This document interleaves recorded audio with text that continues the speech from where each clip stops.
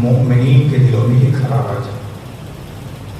امام حسین علیہ السلام کی شہادت کے سبب مومنین کے دلوں میں ایک ایسی گرمی پائی جاتی ہے لا تبرد ابدا، جو کبھی ٹھنڈی نہیں پڑنے والی ہے۔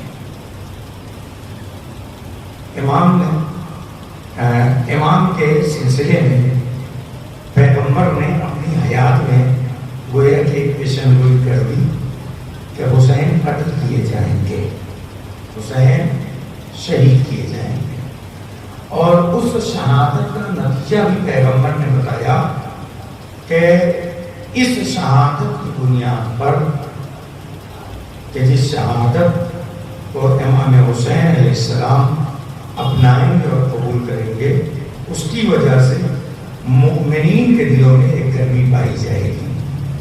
آپ ذرا غور کیجیے گا، پیغمبر نے بھی لفظ استعمال جو کیا ہے وہ واقع آپ صاحبان ایمان کے لیے ہے، یعنی حسین کی شہادت کی گرمی کو محسوس کرنے کے لیے مسلمان ہونا شرط نہیں ہے، مومن ہونا شرط ہے۔ مومنین کا لفظ استعمال کیا ہے، مسلمین کا لفظ استعمال نہیں کیا۔ البتہ قرآن کریم نے مسلمان اور مومن میں بھی فرق خود بیان کیا ہے کہ وقالت اعراب آئے اور کہہ رہے ہیں کہ اے رسول آپ سے اعراب آ کر کے کہہ رہے ہیں کہ ہم ایمان لے کر کے آئے ہیں، آپ ان سے کہہ دیجئے کہ تم ایمان نہیں لائے، اسلام لائے ہو۔ یعنی پیغمبر نے اپنی حیات میں یہ بتا دیا کہ قرآن کے مطابق قرآن بتاتا ہے ایمان لانا اور ہے، اسلام لانا اور ہے۔ حسین کی شہادت کی گرمی کو محسوس کرنے کے لیے مسلمان ہونا شرط نہیں ہے، مومن ہونا شرط ہے۔ اور جو مومن ہونا شرط ہے۔ اب یہ حرارت ہوتی ہے کیا ہے، یہ گرمی ہوتی کیا ہے، میں آگے بڑھتا ہوں، اپنے موضوع کو بھی واضح کروں گا کہ میرا سلسلے گفتگو 5 دنوں تک ہوگا کیا اور میں کس موضوع پہ گفتگو کروں گا۔ عزیزان گرامی، تھوڑی سی تمیدی گفتگو ہے اور انشاءاللہ میں اپنے موضوع پر آ جاؤں گا۔ شاید آج موضوع پہ کم گفتگو ہو پائے، اسی موضوع کی تمہید پہ گفتگو ہوگی اور انشاءاللہ اس موضوع کو بھی میں واضح کروں گا کہ آخر وہ موضوع کیا ہے۔ لیکن شہادت حسینی کی گرمی کیا ہے، امام حسین علیہ السلام کی یہ شہادت کیوں، آپ نے یہ قربانی کیوں پیش کی، اور یہ گرمی ہے تو ایسی گرمی ہے تو جو کیجیے گا۔ آپ ایمان سے بتائیے، آپ کی نارمل باڈی ہے، الحمدللہ آپ سب کو پروردگار عالم محفوظ رکھے ہر طرح کی آفتوں والا مصیبت اور بیماریوں سے محفوظ رکھے پروردگار عالم، لیکن آپ کیسے محسوس کرتے ہیں کہ آپ کو بخار کس طرح محسوس کرتے ہیں؟ جب آپ کو اپنی باڈی ہٹ محسوس ہوتی ہے، جب جسم آپ کو گرم محسوس ہوتا ہے تو آپ کو لگتا ہے کہ بخار ہے۔ بخار کیسے کہتے ہیں کہ جب جسم میں گرمی بڑھ جائے، جسم کی گرمی در حقیقت وہ باہر کم اور اندر زیادہ ہوتی ہے، جب وہ باہر آ جاتی ہے تب ظاہر ہو جاتا ہے کہ آپ کو بخار ہے۔ اور جو بجھے گا یعنی گرمی کا احساس کب ہوتا ہے کہ جب باہر سے محسوس ہونے لگے۔ شہادت حسینی ایک ایسی گرمی ہے جو مومنین کے دلوں میں پائی جاتی ہے، یعنی قتل حسین کا پہلا اثر دل پہ ہوتا ہے اور قتل حسینی کا اظہار جسم سے ہوتا ہے۔ اب وہ میں لفظ جسم کو واپس لیتا ہوں، یعنی شہادت حسینی کا غم دلوں میں ہوتا ہے، اثر کردار سے ظاہر ہوتا ہے۔ تو کیجئے گا یعنی اب کردار کو بتانا پڑے گا کہ شہادت حسینی کی گرمی ہے کہ نہیں ہے۔ شہادت حسینی کی گرمی ہے کہ نہیں، شہادت حسینی کی گرمی ہے کہ نہیں۔ آخر شہادت حسینی کی گرمی سے کیا مراد ہے، آخر شہادت کو کیوں پیش کیا گیا؟ شہادت امام حسین علیہ السلام نے نہ تو اپنے نام و نمود کے لیے پیش کی کہ اس سے میں مشہور ہو جاؤں گا، تو جو کیجئے گا، نہ اس کے لیے پیش کی کہ نہ اس لیے نکلے، اس خواہش میں نکلے کہ گھمنڈ، ایک غرور کہ میں ایک بڑے حاکم کے مقابلے میں نکل رہا ہوں، تو جو کیجئے گا۔ ابھی میں نے موضوع واضح نہیں کیا کہ موضوع کے میں اس موضوع کے لیے طویل بنا رہا ہوں. عزیزان گرامی آپ ذرا محسوس ہوں گے انشاءاللہ کچھ پیغامات میں کوشش یہ کرتا ہوں کہ مجلسوں کے ذریعے سے پیغامات آپ تک پہنچائے جائیں. کیوں؟ اس لیے کہ یہ مجلسیں ہیں کہ جو ہماری حیات ہے. انہی مجلسوں سے ہم زندہ ہیں, انہی مجلسوں سے ہماری پہچان ہے, انہی مجلسوں سے ہماری دنیا بھی سنورتی ہے, انہی مجلسوں سے ہماری آخرت بھی سنورتی ہے. توجہ کیجیے گا, مجلسیں اگر پیغامات نہ دیں تو صرف ایک لیکچر کہہ رہے ہیں. دنیا میں بہت سے بولنے والے, بہت سے سننے والے, لیکن مجلس میں سمجھتا ہوں کہ مجلس وہ ہے کہ جو انسان کو کردار سازی کی طرف لے کر کے جائے. جو کیجیے گا, مجلس وہ ہے کہ جو انسان کو کردار سازی کی طرف لے کر کے جائے. تو آپ ذرا غور کیجیے گا, یہ مجلسیں کیا کرتی ہیں؟ یہ مجلسیں انسان کو بیدار کرتی ہیں. اور ضرورت ہے ان چیزوں کی آج کے زمانے میں. الحمدللہ موبائل سب کے پاس بہت سی چیزیں مطالعے میں آ جاتی ہیں, بہت سی چیزیں سننے میں آ جاتی ہیں, لیکن مجلسوں کا کمال یہ ہے کہ مجلسیں انسان کو بیدار کریں. اور اگر انسان ان مجلسوں سے بیدار نہ ہوا تو کبھی نہ ہوگا. آپ ذرا غور کیجیے گا, امام حسین علیہ السلام جب نکلتے ہیں نہ تو کسی خواہش کی بنیاد پہ, نہ تو اقتدار کی لالچ میں, نہ تو تکبر میں, نہ غرور میں, نہ گھمنڈ میں, کس لیے نکلے؟ عام طور سے جو امام کا قول بیان کیا جاتا ہے وہ وصیت ہے. کس سے وصیت ہے؟ جناب محمد حنفیہ سے. محمد حنفیہ کون ہے؟ امام حسین علیہ السلام کے چھوٹے بھائی ہیں. اگر آج کی دنیا کی نگاہ سے میں بتاؤں سوتیلے بھائی ہیں. لیکن کمال ہے خانوادہ آل محمد کا. جو چاہتا ہوں خانوادہ آل محمد کا کمال یہ ہے, مائیں الگ الگ ہو گئی لیکن بھائیوں میں کبھی فرق محسوس ہوا. اب یہاں پہ تاریخ نے کردار کشی کی ہے کس کی؟ جناب محمد حنفیہ کی. تاریخ نے اس طریقے سے رقم کیا ہے, کیا لکھا کہ جناب محمد حنفیہ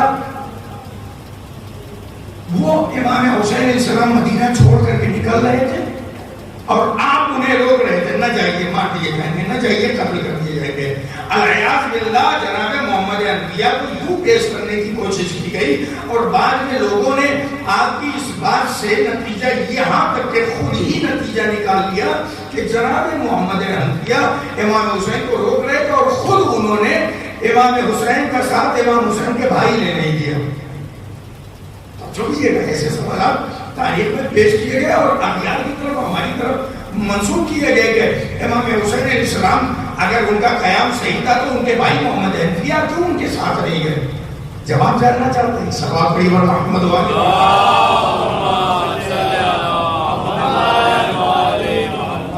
چند شخصیتیں تھیں کہ جنہیں مدینے میں رہنے دیا گیا, نہیں لے جایا گیا. جن میں سے خواتین میں جناب ام البنین سلام اللہ علیہ, جناب ام سلمہ. ام سلمہ ہے ام المومنین,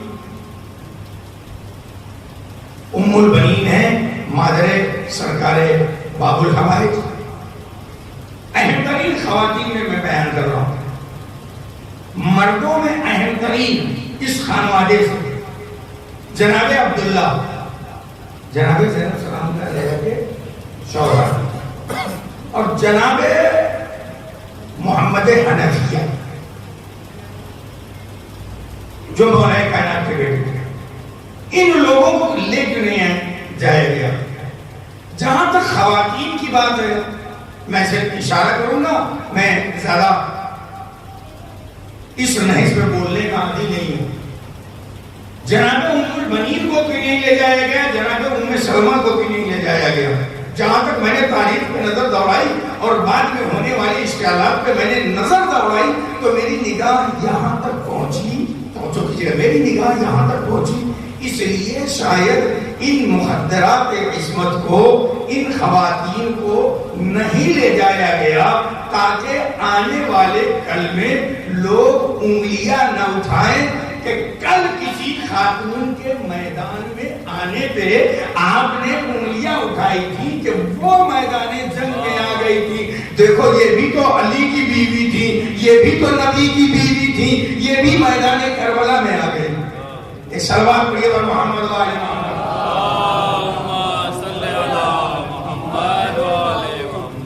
میں ابھی آگے آ رہا ہوں، میں کمیز بنا رہا ہوں، میں دیکھ رہا ہوں کہ آہستہ آہستہ لوگ آ رہے ہیں، اور میں انشاءاللہ بس تھوڑی دیر میں اپنے موضوع پر آ گیا اور اس تک میں گفتگو کو شروع کرنے جا رہا ہوں. یہ تمہیدی کلمات ہیں. محمد حنفیہ اور جناب عبداللہ جعفر کو یہ ذمہ داریاں دی گئی تھی. توجہ کیجیے گا، ابھی میں دلیل دیتا ہوں تاریخ کے آئینے سے. محمد حنفیہ کو بہت سے ایسے افراد تھے مدینے میں کہ جن کی کفالت خود امام حسین علیہ السلام کرتے تھے. وہ کون تھے؟ غریب، فقراء، یتیم، بیوہ. ان کی کفالت خود امام حسین علیہ السلام کرتے تھے. اس کا ثبوت 12 محرم کو امام حسین علیہ السلام کی شہادت کے بعد جب چوتھے امام امام زین العابدین علیہ السلام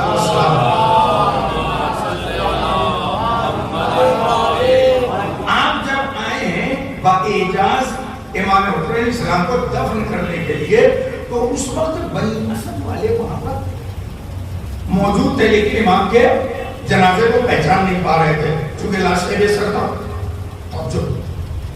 جب سارے شہداء کو دفن کر لیا گیا اور امام حسین علیہ السلام کو دفن کرنے کے لیے بنی اسد والے آئے، تو انہوں نے چھوٹے امام سے ایک سوال کیا. جب امام کی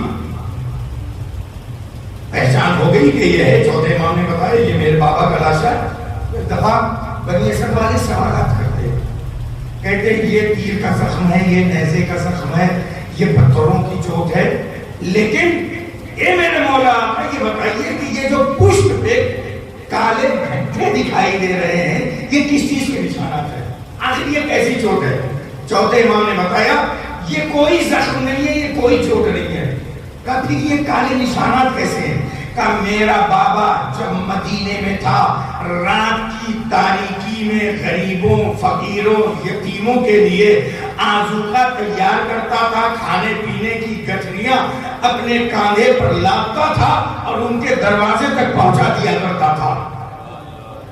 میں اس جملے سے استفادہ کرنا چاہتا ہوں، اپنے اپنے دلوں پہ ہاتھ رکھیے گا اور سوچئے گا، اور یہ سوچئے گا، خود سے سوال کیجئے گا اور خود کو جواب دے لیجئے گا کہ حسین کے جس کے ماننے والے ہم ہیں، جس کے نقش قدم پہ چلنے کا ہم دعویٰ کرتے ہیں، کیا کبھی اپنی پوری لائف اور زندگی میں ہم نے امام حسین کے اس نقش قدم پہ چلنے کی کوشش کی ہے کہ ہم نے کبھی گٹھریاں بنائی ہو اور چپ چاپ یتیموں، فقیروں اور مسکینوں تک پہنچا دی ہو؟ اگر نہیں پہنچائی ہے تو اس سنت حسینی پہ عمل کب کیا جائے؟ اور اگر ہم حکومت اور مدد کرنے کی بھی کوشش کرتے ہیں، مدد تو بعد تک مددگار تک پہنچتی ہے، اس کی سیلفی گٹھریوں کی پہلے پہنچ جاتی ہے. ایک درود پڑھیے پر محمد و آل محمد.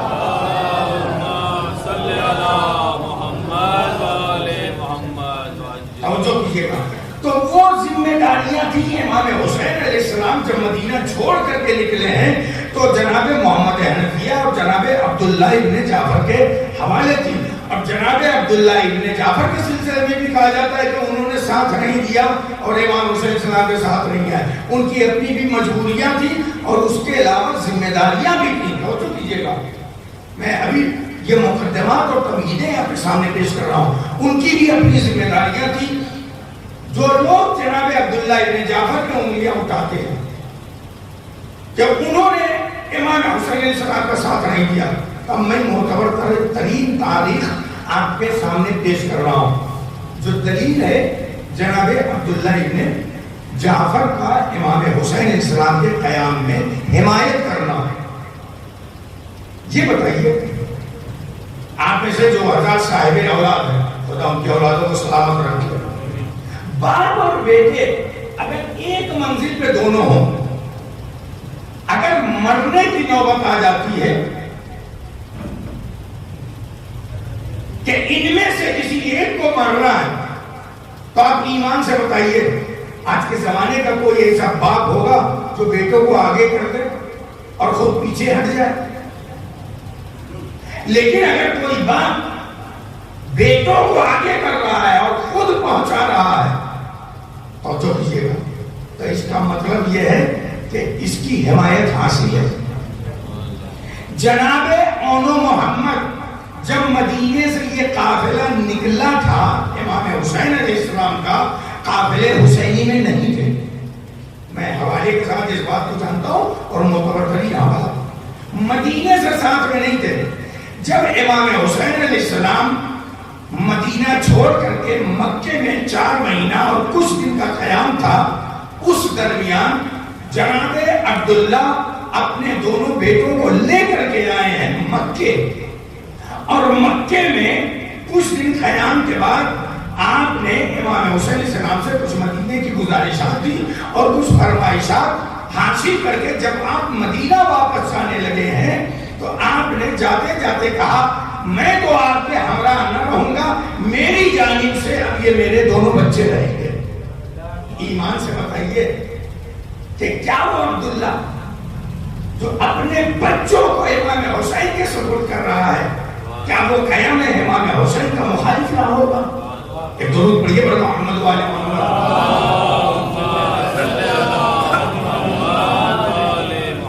اب میں اپنی منزل کی طرف آ رہا ہوں عزیزان گرامی، آپ ذرا غور کیجئے گا، یہ وہ شخصیات ہیں جنہیں تاریخ میں مجروح کرنے کی کوشش کی گئی، کیوں؟ تاکہ کربلا کا رخ بدلا جائے۔ توجہ کیجئے گا، ہم آج کے زمانے میں ایک میڈیا سے بہت پریشان ہے نا؟ وہ کہنے کی ضرورت نہیں کون سی میڈیا، اس میڈیا نے کوئی نیا کام نہیں کیا ہے۔ میری نگاہ میں میرے اپنے مختصر سے مطالعے کے مطابق وہ میڈیا نے نیا کام نہیں کیا ہے، انہوں نے شاید بنی امیہ کی تاریخ کا مطالعہ کیا ہے کہ شخصیات کو مجروح کیسے کیا جاتا ہے، توجہ کیجئے گا، حقیقت کو چھپایا کیسے جاتا ہے، حق کو چھپایا کیسے جاتا ہے۔ عزیزان گرامی، کربلا میں جس منزل پہ تھا، امام حسین علیہ السلام کربلا سے جب نکل رہے تھے تو ضرور جناب محمد حنفیہ نے یہ کہا اور یہ مسلم ہے اور یہ سوال کیا انہوں نے، آپ مدینہ چھوڑ کر کے کیوں جا رہے ہیں؟ تو ایک وصیت لکھی ہے امام حسین علیہ السلام نے، اس وصیت کا فقرہ بہت مشہور ہے۔ وہ فقرہ کون سا مشہور ہے؟ توجہ کیجئے گا، وہ فقرہ یہ مشہور ہے کہ امام نے اس میں لکھا انما خرجت لطلب الاصلاح فی امت جدی، میں نے خروج کیا، میں نکلا کیوں؟ اپنے جد کی امت کی اصلاح کے لیے۔ اس کے پہلے کا ایک فقرہ ہے کہ جو عام طور سے نہیں پڑھا جاتا، امام نے پہلے وہ فقرہ پڑھا ہے، وہ لکھا ہے، وہ تحریر کیا ہے۔ توجہ کیجئے گا، وہ تحریر کیا ہے؟ امام فرماتے ہیں انا لم اخرج، امام فرماتے ہیں انما لم اخرج اشرا ولا بکرا ولا مفسدا ولا ظالما۔ اس کے پہلے کہ امام حسین اپنے آپ کو یہ بیان کرے کہ میں کس لیے نکلا ہوں، امام نے پہلے نفی کی ہے کہ میں اس لیے نہیں نکلا ہوں۔ توجہ کیجئے گا، کاش کہ آپ اگر محسوس ہونا چاہیں تو میں آپ کو مثال دے دوں۔ امام حسین نے اپنی گفتگو کا آغاز کلمے کی طرح کیا ہے۔ توجہ کیجئے گا، ابھی بھی آپ نہیں پہنچے تو میں ذرا سی وضاحت کرتا ہوں۔ کلمہ کیا ہے؟ لا الہ الا اللہ۔ یہاں دو جملے ہیں، دو سینٹنس ہیں، پہلا ہے لا الہ، دوسرا ہے الا اللہ۔ لا الہ میں پہلے انکار کیا جاتا ہے، کس کا؟ کوئی خدا نہیں ہے۔ دوسرے سینٹنس میں، جملے میں کہا جاتا ہے الا اللہ، سوائے اللہ کے، یعنی اللہ اس وقت تک سمجھ میں آ نہیں سکتا جب تک کہ باطل خداؤں کو دلوں سے نکال نہ دیا جائے۔ توجہ کیجئے گا، جب تک باطل خداؤں کو دلوں سے نکال نہ دیا جائے اس وقت تک خدا سمجھ میں نہیں آ سکتا۔ بالکل اسی طرح سے امام حسین نے بات کی ہے کہ میرے قیام کا مقصد اس وقت تک نہیں سمجھ میں آ سکتا جب تک تم یہ نہیں سمجھ سکتے کہ میں نے یہ خروج کیوں نہیں کیا. توجہ کیجئے گا, میں کس لیے نہیں نکلا ہوں یہ بعد میں سمجھنا کہ میں اصلاح کے لیے نکلا ہوں, اور پہلے یہ سمجھو میں اس لیے نہیں نکلا ہوں, کس لیے نہیں نکلا ہوں. امام فرماتے ہیں انا لم اخرج, بے شک میں نہیں نکلا ہوں کس لیے, اشرن کسی شرارت کے لیے, بطرن خودخواہی کے لیے, اقتدار کے لیے, توجہ کیجئے گا, حوث میں, ہوا و حوث میں, ولا مفسدن کسی فساد اور فتنہ کے لیے نہیں نکلا ہوں, ولا ظالمن میں ظلم کے لیے نہیں نکلا ہوں. یعنی امام کے قیام کا مقصد سمجھنے کے پہلے چار چیزوں کو سمجھ لو, اشرن ولا بطرن ولا مفسدن ولا ظالمن. یعنی پہلے نفی کرو کس چیز کی, خودخواہی کی, غرور کی, ظلم کی, فساد کی. یعنی جب تک تمہارے دلوں میں امام یہ بتا رہے ہیں کہ اصلاح کیسے ممکن ہے, جب تک اپنے اندر سے غرور نہ نکل جائے, شرارتیں نہ نکل جائیں, خودخواہیاں نہ نکل جائیں, خود پسندیاں نہ نکل جائیں, جب تک فساد نہ نکل جائے, جب تک ظلم نہ نکل جائے, اس وقت تک اصلاح ناممکن ہے. اصلاح ناممکن ہے. امام فرماتے کیا ہے, ولا مفسدن ولا ظالمن, میں فساد کے لیے نہیں نکلا ہوں. کاش کہ میں سمجھا لے جاؤں. دیکھیں میں بالکل یقین رکھتا ہوں کہ آپ کے سمجھنے میں کوئی کمی نہیں ہے. میں اپنے علم کی اور اپنے بیان کی کمزوری سمجھتا ہوں کہ میں آپ کو سمجھا نہیں سکتا, لیکن آپ اشاروں اور کنایوں کو ضرور سمجھ سکتے ہیں. عزیزان گرامی, امام کا مقصد کیا ہے؟ میرے ایک دو سوال کا جواب دیں گے. میرا پہلا سوال یہ ہے, یہ بتائیے امام حسین کے چاہنے والوں کو کیا کہا جاتا ہے, فالوورز کو, حسینی. اس میں دو رائے تو نہیں ہے نا, دو رائے نہیں ہے نا. ابھی ایمان سے سمجھئے کہ میں ایک پیغام دینا چاہتا ہوں یہاں سے, امام کی اسی جملے سے. امام فرماتے ہیں نہ خود خواہی کے لیے نکلا ہوں, نہ اقتدار طلبی میں نکلا ہوں, نہ اپنے غرور و گھمنڈ میں نکلا ہوں, نہ فساد کرنے کے لیے نکلا ہوں, نہ تو ظلم کرنے کے لیے نکلا ہوں. امام پہلے نفی کر رہے ہیں کہ حسین نہ ظلم کو پسند کرتا ہے, نہ فساد کو پسند کرتا ہے, نہ خودخواہی اور غرور کو پسند کرتا ہے, نہ شرارتوں کو پسند کرتا ہے. توجہ کیجئے گا, اس کا مطلب حسین وہ ہے نہ ظلم پسند کرے, نہ فساد پسند کرے, جو غرور کو نہ پسند کرے, جو خودخواہی کو نہ پسند کرے, جو اقتدار طلبی کو نہ پسند کرے, اسے کہتے ہیں حسین. تب حسینی کو کیسا ہونا چاہیے؟ یعنی ایک حسینی کو کیسا ہونا چاہیے, کہ ایک حسینی کو ایسا ہونا چاہیے, کیسا ہونا چاہیے. اب جو بھی حسینی بننا چاہتا ہے پہلے غرور کو اپنے گھر پہ رکھ کے آئے, خودخواہی کو اپنے گھر پہ رکھ کے آئے. اب فتنہ و فساد اگر کوئی کرتا ہے اور ظلم کرتا ہے تو یاد رکھے فسادی ہونا ایک حسینی کی پہچان نہیں ہے, فتنہ کرنا ایک حسینی کی پہچان نہیں ہے, ظلم کرنا ایک حسینی کی پہچان ہے. نعرہ حیدری, نعرہ خیبری, آواز بلند نعرہ تلوار. ایک حسینی کی یہ پہچان نہیں ہے. میں ابھی آہستہ آگے چل رہا ہوں, انشاءاللہ محسوس ہوں گے. میں نے کہا کہ آج کی مجلس شاید تمہید میں ہو جائے. عزیزان گرامی, اب یہ تمہید ذرا دیکھیے گا کہ یہ کربلا ہے, کربلا. توجہ, بڑی مشکل سے دلوں میں اترتی ہے. اس لیے کہ رسول نے فرمایا شہادت حسینی مومنین کے دلوں میں ایک گرمی ہے. شہادت حسینی کی وجہ سے مومنین کے دلوں میں گرمی پائی جاتی ہے جو کبھی ٹھنڈی نہیں پڑنے والی. یعنی حسینی بننے کے لیے پہلے مومن بننا پڑے گا. جو کیجئے گا, ایک حسینی بننے کے لیے پہلے مومن بننا پڑے گا. مومن کیسے بنا جاتا ہے؟ ایک درود پڑھیے پر محمد والے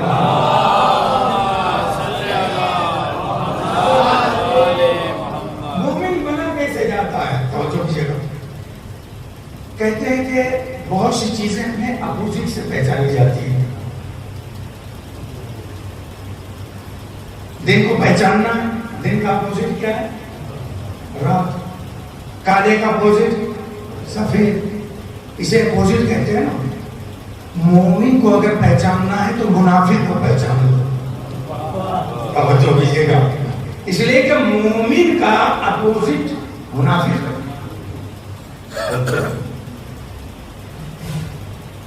اسلام کا اپوزٹ کفر ہے. توجہ کیجیے گا. اب مومن کو پہچاننا ہے تو پہلے منافق کو پہچان لو. توجہ. منافق کیسے پہچانا جائے گا؟ پیغمبر اکرم حضرت محمد مصطفیٰ صلی اللہ علیہ وآلہ وسلم آپ ارشاد کرواتے ہیں, کہتے ہیں آیت المنافق ثلاث. منافق کی 3 پہچان ہے. میں نے کہا ہے کہ آپ منافق نہ پھنسے رہ جائیے گا. میں نے کہا اپوزٹ سے پہچانا جائے گا اور آسانی سے مخالف سے. منافق کی 3 پہچان پیغمبر نے بتائی ہے. آیت المنافق ثلاث. منافق کی 3 پہچان ہے. وہ کیا ہے؟ اول پہلی پہچان کیا ہے؟ آپ فرماتے ہیں اذا حدث کذبا. منافق کی پہلی پہچان یہ ہے کہ جب وہ گفتگو کرتا ہے تو اپنی بات میں جھوٹ کو شامل کرتا ہے. منافق جھوٹ بولتا ہے. اللہ نہ کرے ہمارے درمیان کوئی مخالف ہو کہ صلوات پڑھی اور محمد والے.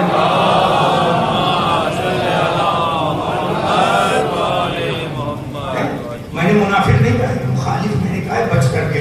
اور جو کیجیے گا آیت المنافق ثلاث. محسوس ہوں گے نتیجے پہ. منافق کی 3 پہچان ہے. جب بات کرتا ہے تو جھوٹ بولتا ہے. اذا حدث کذبا. جب وہ گفتگو کرتا ہے تو گفتگو میں جھوٹ شامل کرتا ہے. اذا وعد اخلف. جب کوئی وعدہ کرتا ہے تو وعدے کی مخالفت ضرور کرتا ہے, وعدہ خلافی ضرور کرتا ہے. اذا اؤتمن خان. جب اسے کوئی امانت دی جاتی ہے, امانت میں خیانت کرتا ہے. اب سمجھئے کہ مومن کسے کہتے ہیں. توجہ, یہ کسی کے اپوزٹ چاہیے. پیغمبر نے منافق کی پہچان بتائی. جو جھوٹ بولتا ہو, جو وعدہ خلافی کرتا ہو, جو امانت میں خیانت کرتا ہو, اسے کہا جاتا ہے منافق. تو مومن کسے کہا جائے گا؟ جو کبھی جھوٹ نہ بولے, جو ہمیشہ سچ کا سہارا لے, اسے مومن کہا جائے گا. جو کبھی وعدہ خلافی نہ کرے, اسے مومن کہا جائے گا. جو امانت میں خیانت نہ کرے, اسے مومن کہا جائے گا. توجہ کیجئے گا. اب اسی پیغمبر کی حدیث کو, جو کہ صحیح مسلم میں بھی لکھی ہے, صحیح بخاری میں بھی لکھی ہے, مسند احمد ابن حنبل میں بھی لکھی ہے, صحیح ترمذی میں بھی لکھی ہے, ان صحیح ساری غیر صحیح کتابوں میں لکھی ہوئی ہے. لکھی ہوئی کہ منافق کی پہچان پیغمبر نے بتایا کہ بات میں وہ جھوٹ بولتا ہو, بات میں وہ جھوٹ بولتا ہو, بات میں وہ جھوٹ بولتا ہو تو ہے منافق. توجہ کیجئے گا. اور جو کائنات کے قرآن کے بتائے ہوئے سچوں سے جھوٹ بولے, وہ منافق نہیں ہوگا, وہ رئیس المنافق ہوگا. میں نے ایک تاریخ آپ کے سامنے پیش کی. سیدہ نے کیا کہا؟ میرا حق مجھے دے دے. کیا جھوٹ بولا کہ نبی نے کہا ہے, نہ ہم وارث بنتے ہیں نہ بناتے ہیں. بھائی منافق کو پہچانیے. جو بات میں جھوٹ بولے وہ ہے منافق. اذا وعد اخلف. جو وعدہ کرے, وعدے کی مخالفت کرے, وہ ہے منافق. آخر یہ پیغمبر سے وعدہ تھا کہ نہیں تھا؟ کیا وعدہ؟ یا نبی اللہ, آپ پہ ہم جان دے دیں گے, اپنی جانیں قربان کر دیں گے. اور نبی کے ساتھ میدان میں گئے, نبی کو چھوڑ کر کے بھاگے. ایک تو روز پڑھیے پر محمد والے.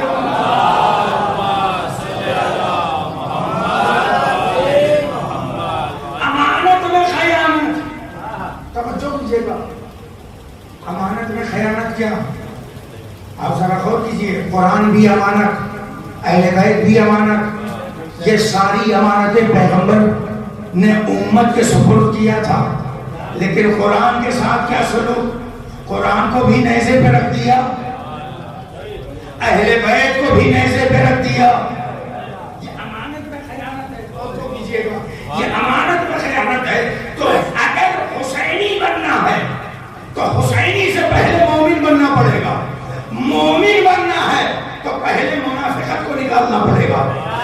توجہ کیجیے گا، منافقت کو نکالنا پڑے گا۔ منافقت کیسے نکالی جاتی ہے اور منافقت کیسے ہوتی ہے؟ جب اپنوں کی بس میں ہو، تنہائیوں میں ہو، تب تو رہبرانے قوم و ملت کی برائی کی جاتی ہو۔ جب فیس بک پہ آ جائے تو اظہار تعزیت پیش کی جائے۔ جو کیجیے گا، سمجھنا آپ کا کام ہے، ہر بات بالکل کھل کر کے بیان کرنے کی ضرورت نہیں ہے۔ توجہ کیجیے گا، یہ ایک حسینی کی پہچان نہیں ہے۔ حسینی اسے کہتے ہیں کہ جس کے گفتار اور کردار میں فرق نہ ہو، یعنی جو کہہ رہا ہو وہ کر رہا ہو۔ توجہ کیجیے گا، جو کہے وہ کر کے دکھائے، اسے حسینی کہا جاتا ہے۔ توجہ کیجیے گا، اسے حسینی کہا جاتا ہے۔ یاد رکھیے گا، میں بھی اس چیز کا قائل نہیں ہوں۔ لوگ کہتے ہیں کہ تھوڑی دیر کے لیے برا نہ مانیے گا، میں اپنی بات کو مکمل وضاحت جب تک نہیں کر لوں گا آگے نہیں بڑھوں گا۔ حسین زمان، حسین وقت، میں اس سے متفق ہوں۔ اب کائنات میں کوئی دوسرا حسین پیدا نہیں ہو سکتا۔ توجہ، حسین تو پیدا نہیں ہو سکتا لیکن حسینی پیدا ہو سکتا ہے، اس سے تو انکار نہیں ہے نا آپ کو۔ حسینی پیدا ہو سکتا ہے، اس کی دلیل خود امام حسین کے قول سے میں دے دوں۔ امام نے دربار یزید میں کیا کہا تھا، دربار مروان میں کیا کہا تھا جب بیعت کے لیے طلب کیا گیا تھا؟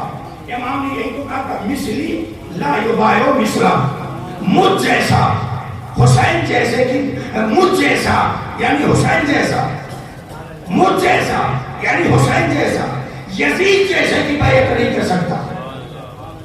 امام تو خود کہہ رہے ہیں کہ مجھ جیسا۔ ارے نہیں سمجھے، کاش کہ میری بات واضح ہو جاتی۔ حسین خود کہہ رہے ہیں مثلی یعنی مجھ جیسا ہو سکتا ہے، حسین نہیں ہو سکتا، حسین جیسا ہو سکتا ہے۔ لیکن اصل اور نقل میں بڑا فرق ہے۔ توجہ کیجیے گا، ایک ہوتی ہے اوریجنل آئیڈینٹی، ہے نا، ایک آئی ڈی کارڈ آپ ہے اور پھر اسی آئی ڈی کی آپ کو ضرورت پڑی کہ سم نکلوانا، تو وہاں پہ فوٹو کاپی مانگی گئی، ہے نا، فوٹو کاپی مانگی گئی۔ آپ بتائیے کہ دونوں برابر ہیں؟ ایک اصل ہے ایک نقل ہے، لیکن نقل نے اتنا تو کام کیا کہ اصل کی جگہ لگ گئی۔ اصل کی جگہ جہاں اصل نہ رہے وہاں نقل سے بھی کام چلایا جاتا ہے، لیکن اسے سرٹیفائی کرنا پڑتا ہے، اسے سرٹیفائی کرنا پڑتا ہے کہ یہ نقل بھی اصل کے برابر ہے۔ یہ نقل بھی اصل کے برابر ہے۔ ہم یہی تو کہتے ہیں ہمارے مراجع حسین نہیں ہیں لیکن حسین جیسے ہیں۔ کہ بھائی آپ کہاں سے کہتے ہیں، یہ کہاں سے سرٹیفائی ہے؟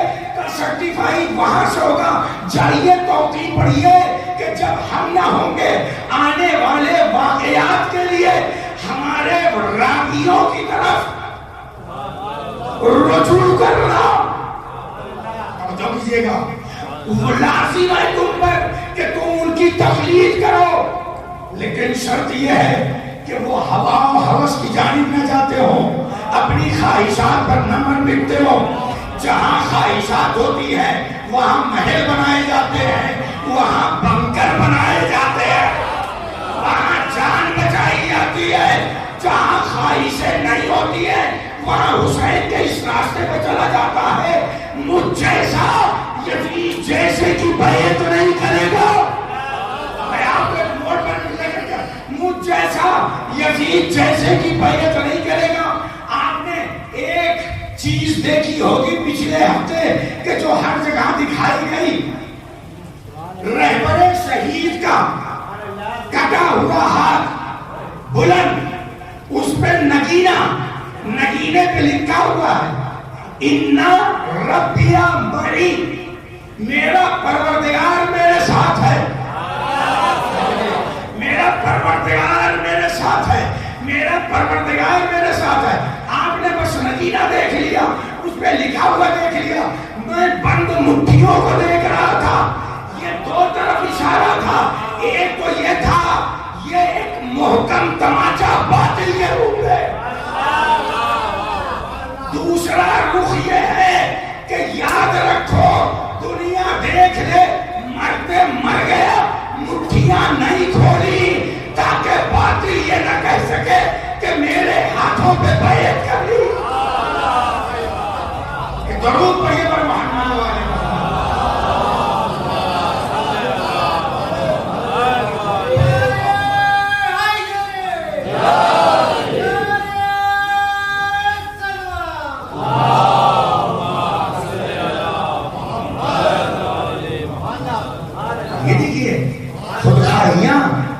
انسان کا غرور, اقتدار طلبی.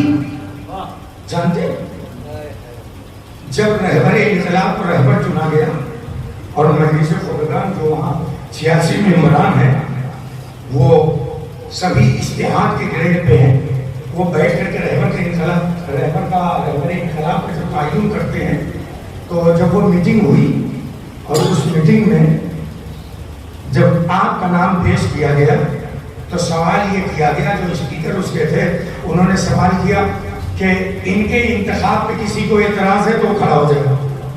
کوئی نہیں کھڑا ہوا, صرف رہبر انقلاب کھڑے ہوئے, کہا مجھے اعتراض ہے. جو کیجیے گا آج کے زمانے میں کوئی ہے کہ کسی ملک کا سب سے بڑا عہدہ مل رہا ہو تو پیچھے ہٹ جائے؟ یہ کیا ہے؟ یہ دلیل تھی کہ خودخواہی اور اقتدار طلبی ہے. جب یہ ذمہ داری ملی, اور سب سے بڑی چیز آپ کی دیکھیے حسین بنا کیسے جاتا ہے, جہاں قوم کی ذمہ داری ہوتی ہے نا وہاں, اب میں ہندی کا لفظ ذرا استعمال کروں گا, عربی کا جملہ شاید ہمارے بچوں تک نہ پہنچ پائے, وہ اردو میں گاڑھا بہت ہے, اسے ہلکا کرنا پڑے گا. ہمارا اقتدار حکومت طلبی میں پریوار واد شامل ہو جاتا ہے, اقربا پروری شامل ہو جاتی ہے. آج تک کسی کو نہیں ڈھنگ سے پتا تھا کتنے بیٹے ہیں, کیا کرتے ہیں, کہاں ہیں. سب یہی سمجھتے تھے کہ سب کے بڑے بڑے مکان, سب کے نام, کروڑوں زمین. 5 سال کا ودھایک جس کی 500 آمدنی نہیں ہوتی 5 کروڑ کا مالک ہو جاتا ہے. جو کیجیے گا چھوڑ دیجیے, ایک وارڈ کا ممبر ہو جاتا ہے آدمی, اس وارڈ کے ممبر کو دیکھ لیے کہاں سے کہاں پہنچ جاتا ہے. معمولی سی اقتدار طلبی آئی. اچھا کمال تو یہ ہے کہ چلیے کچھ لوگ کسی منزل تک پہنچ کر کے کچھ عہدہ پا گئے, لیکن کچھ لوگ تو ایسے ہوتے ہیں خالی بڑے بڑے نیتاؤں کے ساتھ سیلفی لے کر کے نیتا ہو جاتے ہیں. اسی میں بہت خوش ہوتے ہیں کہ ہم بہت بڑے نیتا ہیں. توجہ کیجیے گا, وہ سیاست کسی کام کی نہیں جس سیاست کا رابطہ علوی اور حسینی سیاست سے نہ ہو. ہم نے کربلا کو نہیں پہچانا ہے, ہم نے حسین کو نہیں پہچانا ہے. کربلا کو اگر ہم پہچانتے نا تو پھر یہ مشکل نہ ہوتی. جیسے ہی کربلا کا لفظ آتا ہے ہمارے ذہنوں میں ایک نقشہ ابھر کر کے آتا, 2 حرم اس کے بیچ میں وہ جگہ بین الحرمین اور ایک خاکہ, ہم کربلا اسی کو سمجھتے ہیں. یاد رکھیے گا دنیا میں بہت سے ملک ہیں, بہت سی آبادیاں ہیں, بہت سے شہر ہیں. جیسے ہی میں بھوپال میں آیا, ہائی وے پہ گیا, دیکھا ایک میونسپلٹی کا بورڈ لگا ہوا ہے. کیا لگا ہوا ہے کہ آپ کا اس شہر میں سواگت ہے. ہم آگے نکل گئے 100-150 کلومیٹر، پتہ چلا کہ آپ ہمارے یہاں پدھارے، آپ کا بہت بہت دھنیہ واد اور شکریہ. اب آپ شامل آ رہے ہیں اندور میں، آپ کا اندور میں سواگت ہے. توجہ، جیسے جیسے آگے بڑھتا رہا ویسے ہی ویسے ایک بورڈ ملتا رہا. وہ بورڈ کس چیز کی علامت تھا؟ بورڈ وہ علامت کس چیز کی تھا؟ ایک شہر آیا، اب اس کی حد ختم ہو گئی. دوسرا شہر آیا، اس کی حد ختم ہو گئی. تیسرا شہر آیا، اس کی حد ختم ہو گئی. یاد رکھیے گا، کربلا کو دنیا کے شہروں کی طرح شہر نہ سمجھیے. دنیا کے شہروں میں اور کربلا میں فرق یہی ہے، دنیا کے شہر ایک حد میں محدود ہے، کربلا جو حدوں سے باہر نکل جائے، کربلا جو حدود سے باہر نکل جائے. وہ حدود کیا ہے؟ کربلا دلوں میں بسنے والی کو کہتے ہیں. اس لیے کہ پیغمبر نے کہا، کیا کہا؟ تو اب کربلا ہے کس لیے؟ واقع کربلا ہوا اور اس کے ہونے کے بعد کیا ہماری ذمہ داریاں یہی بنتی ہیں کہ ہم واقع کربلا کے بعد صرف مسائل پڑھیں، رو لیں اور بات ختم ہو جائے؟ نہیں، میں اپنے موضوع کو واضح کرنے جا رہا ہوں. سنیے گا، کربلا وہ ہے کہ جو دل میں اتر جائے تو ایک حرارت کا احساس دے. اس حرارت کو کہا جاتا ہے انقلاب. اس حرارت کو کیا کہا جاتا ہے؟ انقلاب. انقلاب یعنی تبدیلی. انقلاب یعنی تبدیلی. یاد رکھیے گا، کربلا ایک انقلاب ہے اور اس انقلاب کی بنیاد رکھی ہے امام حسین علیہ السلام نے. توجہ، کربلا ایک انقلاب ہے، بدلنے کی جگہ ہے جہاں سے انسان اپنے آپ کو بدل دے. بدلنے کا کیا مطلب؟ روز نیا نیا کپڑا بدلے،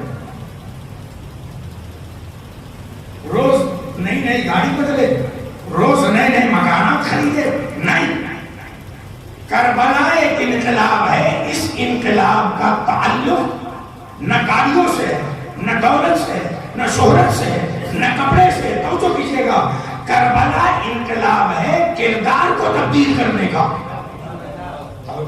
کربلا انقلاب ہے کردار کو تبدیل کرنے کا. اس لیے کہ اگر ہم کربلا کو نہ سمجھے، یاد رکھیے گا، اکثر خطیبوں سے سنا ہوگا، مجھ سے بھی سن لیجئے، کربلا نام ہے کردار کو بدلنے کا. کردار کیسا؟ اپنے کردار کو حسینی کردار سے ملا دو. اکثر خطیبوں سے آپ نے سنا ہوگا کہ کربلا ہوئی تھی غدیر کو بچانے کے لیے. حقیقت اس سے کوئی انکار نہیں ہے، کربلا ہوئی تھی غدیر کو بچانے کے لیے. اور یاد رکھیے گا، یہ مجلسیں جو ہے نا، یہ ہے درسگاہ، یہ ہے درسگاہ. اس درسگاہ میں سکھایا کیا جاتا ہے؟ ہر کالج، ہر اسکول میں کچھ سبجیکٹس ہوتے ہیں. میں بہت قریب لے کر کے جا رہا ہوں، آج کی گفتگو کو ختم کرنے کے قریب لے کر کے جا رہا ہوں. آج میں موضوع کی وضاحت کر رہا ہوں. میں نے بتایا تو پہلے دن موضوع کی وضاحت ہو جائے. ایک صلوات پڑھی محمد والے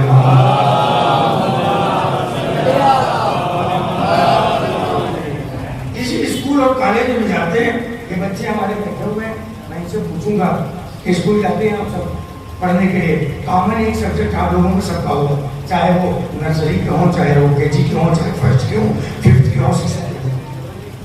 ایک کامن چیز ہے جی کے. جی بات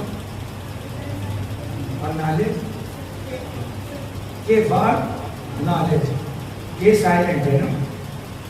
ہماری مجلسوں میں بھی ایک سبجیکٹ ہے، وہ بھی جی کے ہے، لیکن فرق ہے دنیا کے جی کے سے. کاش کہ آپ کو ہو جائے. دنیا کے جی کے میں کے سائلنٹ ہو جاتا ہے، لیکن ہماری مجلسوں کا کے جو ہے وہ سائلنٹ نہیں ہوتا. یہی تو موضوع ہے مجلسوں کے، جی فار غدیر، کے فار کربلا. ان سے ہٹ کر کے گفتگو نہیں ہونی چاہیے. توجہ، جی فار غدیر، کے فار کربلا. غدیر اور کربلا کو اگر ہم سے چھین لیا جائے تو ہماری کوئی بساط نہیں، ہماری کوئی حیثیت نہیں. توجہ، غدیر اور کربلا، غدیر اور کربلا تک پہنچنے کے لیے ہمیں اصول اور فروع کو پڑھنا پڑے گا.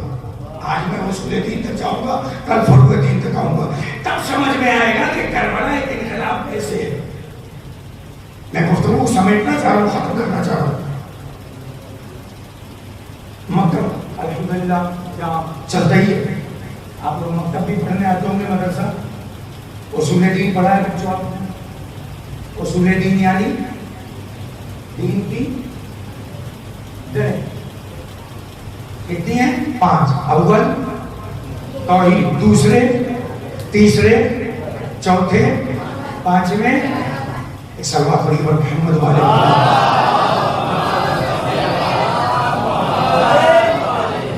خدا سلامت رکھے ان بچوں کو، ان کے والدین کو اور ان کو تعلیم دینے والوں. ہماری قوم اس چیز سے غائب ہو رہی ہے.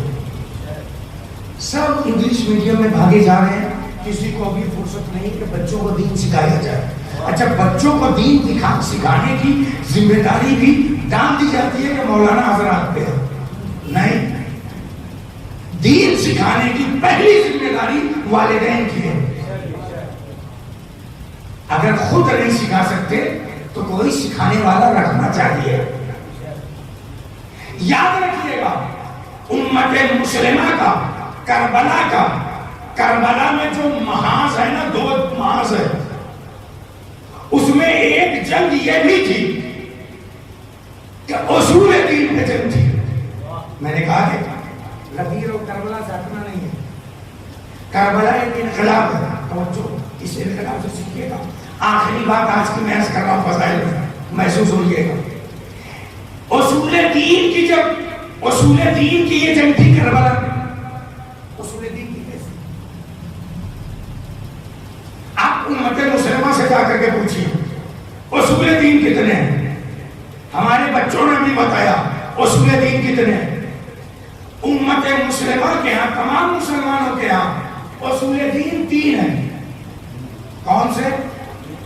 اول توحید، دوسرے نبوت، تیسرے قیامت. آخر تک اگر جملہ سننا چاہتے ہیں دعائیں دے دیجیے گا. یعنی مسلمانوں میں جو بھی جھگڑا ہے وہ 3 اور 5 کا ہے. جو بھی ہے جھگڑا وہ 3 اور 5 کا ہے. اصول دین کی میں بات کر رہا ہوں. آپ جو سمجھنا چاہیں وہ سمجھیے، میں آپ کی سمجھ کا ذمہ دار نہیں ہوں. اصول دین میں 3 اور 5 کا ہے، اور اسی 3-5 نے دین پر راز کر دیا. توجہ، کربلا میں بھی اصول دین کی جنگ تھی. سنیے، وہاں کیا ہے؟ امت مسلمہ توحید ہے، عدل نہیں ہے. نبوت ہے، امامت نہیں ہے. بچی کیا؟ قیامت. نتیجہ دیکھیے گا اس 3-5 کا کیا ہوا. توحید کو عدل سے الگ کیا گیا. توحید کو عدل سے الگ کیا گیا. نتیجہ کیا ہوا؟ یاد رکھیے گا، جب بھی عدالت کو توحید سے ہٹا دیا جائے گا. عدالت کی بات کیا ہے؟ نبوت. جب بھی توحید کے بعد عدالت کو ہٹا دیا جائے گا، نبی نہیں سمجھ میں آئے گا، اپنے جیسا سمجھ میں آئے گا.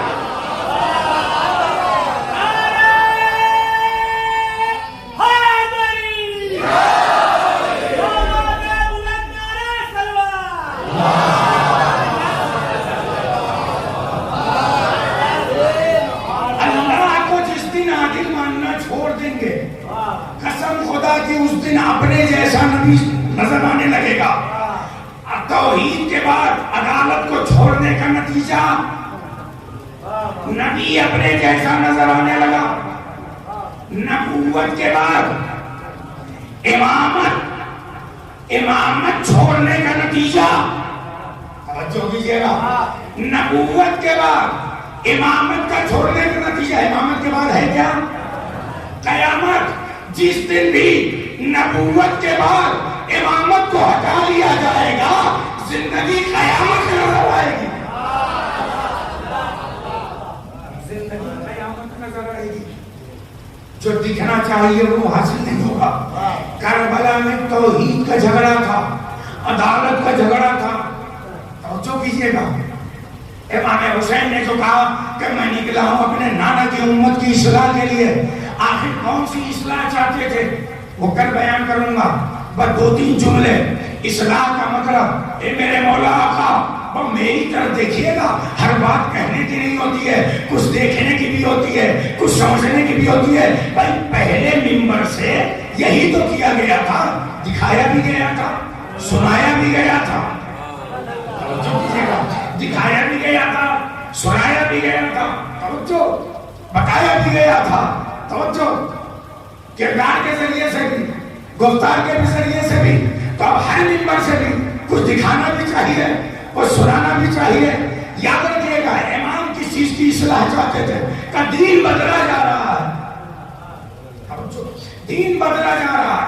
کیا دین بدلا جا رہا ہے؟ امام نے کہا دیکھو اب میں کام ایسا کروں گا، کام ایسا کروں گا، دین میں اصلاح کی ضرورت ہے۔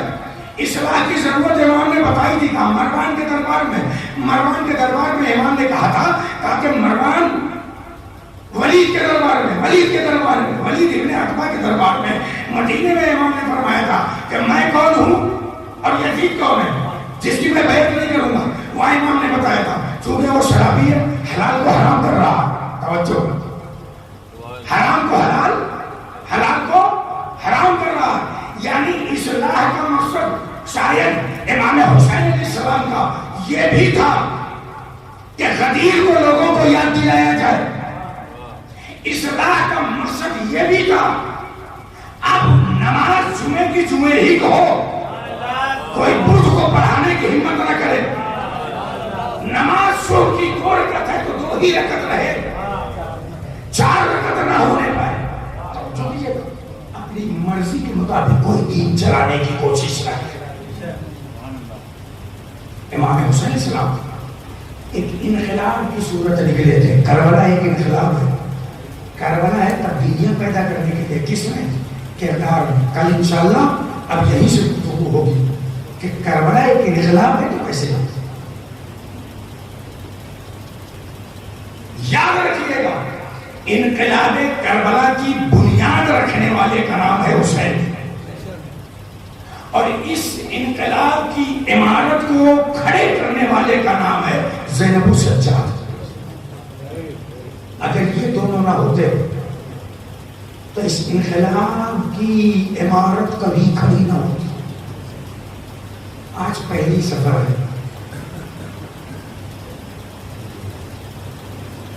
روایتوں کے مطابق آج وہ تاریخ ہے کہ جس تاریخ میں اسیران اہل حرم کا قافلہ دروازہ شام میں پہنچ گیا۔ کربلا سنانے کی چیز نہیں ہے، مقتل سنانے کی چیز نہیں ہے، محسوس کرنے کی۔ اپنے احساسات کو اگر آپ کربلا تک لے جاتے ہیں تو انشاءاللہ ضرور پہنچے گا۔ آنسو چند قطرے آ جائیں یہی کافی ہے۔ کربلا میں انقلاب کیسے برپا کیا ہے؟ جناب زینب اور جناب سجاد کے خطبوں میں انشاءاللہ آہستہ آہستہ ان کی بیان ہوں گے تو اس منزل تک کی جاؤں گا اور پہنچوں گا۔ میں وہ والی بھی خطابت کر سکتا ہوں جو اتنا سب کچھ یاد کر سکتا ہے، وہ لفاظیہ بھی یاد کر سکتا ہے، لیکن میں لفاظیوں میں وقت نہیں بیان کرنا چاہتا۔ میرے عزیزوں، میرے بھائیوں، میرے بزرگوں، ہم سب ایک دوسرے کو سنبھالنے میں لگے، کاش کہ ہم خود بھی کام کر لیں، ساری مشکلیں حل ہو جائیں۔ پہلی سفر بڑا سخت ہے زینب کے لیے، شام میں حاضر ہونا۔ جانتے ہیں زینب کون ہے؟ تبلیغ کے لیے چند جملے میں آپ کے سامنے عرض کر دوں، مسائل کے لیے آپ آمادہ ہو جائیں۔ بھائی اور بہن کی محبت کیا ہوتی ہے؟ آپ ذرا زینب سے پوچھیں۔ روایت میں ہے کہ جب جناب زینب سلام اللہ علیہ کی شادی ہوئی اور بیاہ کر کے جناب عبداللہ کے گھر پہنچ گئی، 3 دن ہو گئے، زینب نے اپنے بھائی کی زیارت نہیں کی۔ عبداللہ کے سامنے ہاتھوں کو جوڑ کر کے کھڑی ہوتی ہے، کہتی ہے میرے شوہر نامدار مجھے اجازت دے دیجیے میں اپنے بھائی کا دیدار کر لوں۔ 3 دن ہو گئے ہیں، اگر زینب نے اب نہ دیکھا تو زینب تڑپ تڑپ کے مر جائے گی، مجھے اجازت دیجیے۔ آپ نے دیکھا میں اپنی پردے کے پیچھے بیٹھی ہوئی بہنوں سے التجا کرنا چاہتی ہوں کہ اگر زینب کی کنیزی کا دم بڑھتی ہے تو زینب سے ذرا آپ پوچھئے کہ جو عالمہ غیر معلمہ ہے، امامت جس سے مشورہ کرے، وہ گھر سے نکلنا چاہتی ہے لیکن اپنے شوہر سے اجازت لے کر کے نکلتی ہے۔ زینب کی سنت کو ضرور یاد رکھنا۔ میری بہنوں، زینب کے اس جملے کو یاد رکھنا۔ زینب نے 3 دن سے بھائی کو دیکھا نہیں تھا، عبداللہ سے اجازت طلب کرتی ہیں، کہتی ہیں مجھے اپنے بھیا کی زیارت کی اجازت دیجیے۔ جناب عبداللہ نے اجازت دی، جناب زینب اپنے حجرے میں جاتی ہے، اپنی چادر کو ڈالتی ہے، ابا کو ڈالتی ہے، گھر سے نکلتی ہے، صحن خانہ ہے، صحن خانہ کے بعد صدر دروازہ ہے۔ جیسے ہی صحن خانہ میں پہنچتی ہے، دروازے کے پاس زینب پہنچ کر کے جیسے دروازہ کھول کر کے باہر نکلنا چاہتی ہے، باہر سے کسی نے دب الباب کیا۔ ایک دفعہ زینب کہتی ہے، کون؟ آنے والا کہتا ہے، بی بی میں آپ کے بھائی کا غلام آیا ہوں۔ ارے میرے بھائی کا کوئی پیغام لے کر کے آیا ہے، کہاں آپ کے بھیا نے مجھ سے کہا ہے میری بہن زینب سے کہہ دو دن کا اجالا ہے، وہ گھر میں تشریف رکھے، میری بہن گھر سے نہ نکلے، حسین خود ملنے کے لیے آ رہا ہے۔ اللہ اکبر، اللہ اکبر، جزاک اللہ خیر الجزا۔ خدا آپ کو کوئی غم نہ دے سوائے غم آل محمد کے۔ اے میرے عزیزو، جناب زینب ہے، واپس آتی ہے، دروازہ نہیں کھولتی ہے، دروازہ کھول کر کے آ کر کے بیٹھ جاتی ہے۔ اسی صحن میں ایک چبوترا بنا ہوا تھا، اسی چبوترے پہ جناب زینب بیٹھ جاتی ہے۔ کچھ دیر انتظار کرتے کرتے زینب وہیں پہ بیٹھی بیٹھی سو گئی۔ اللہ اکبر، میری طرف دیکھیے گا، جناب زینب جب سو گئی کچھ دیر تک سوتی نہیں، اچانک آنکھ کھلی تو محسوس ہوا جیسے کسی نے میرے اوپر اپنی ابا کا سایہ کیا ہو۔ اللہ اکبر، جیسے کسی نے ابا کا سایہ کیا ہو۔ زینب کی جیسے ہی آنکھ کھلی، ابا کا سایہ دیکھ کر کے ایک دفعہ ابا ہٹاتی ہے، کیا دیکھتی ہے کہ بھیا ہے، بھیا سے لپٹ جاتی ہے اور لپٹ کر کے روتی ہے، اے میرے بھیا 3 دن سے آپ کو نہیں دیکھا، اے بھیا آپ آئے تو آپ نے مجھے جگایا کیوں نہیں؟ کہا بہنا تم سو رہی تھی، میں تمہارے آرام میں خلل نہیں ڈالنا چاہتا تھا۔ ارے اب زینب نے کہا بھیا آپ آئے تو چلیے ٹھیک ہے، آپ نے مجھے جگایا نہیں، آپ یہ اپنی ابا میرے اوپر کیوں کیے ہوئے تھے؟